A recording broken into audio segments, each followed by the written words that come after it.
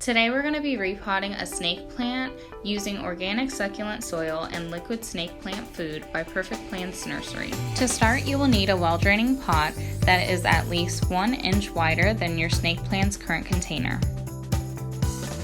Remove the snake plant from its planter and loosen the dirt around the root ball. As you can see, this guy is very root bound and needs to be repotted ASAP. Place the snake plant in the center of your new pot and begin filling in the sides with organic succulent soil. This potting medium is well draining and makes the perfect dry environment for a growing snake plant.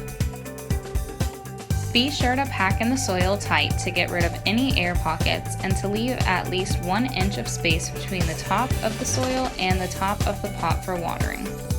For added nutrients, incorporate liquid snake plant food at a rate of 1 teaspoon per gallon or a 1/4 teaspoon per quart of water.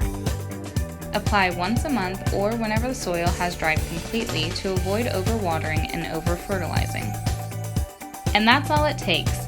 Snake plants can grow well in low light rooms and environments, which makes them the perfect low maintenance office or house plant.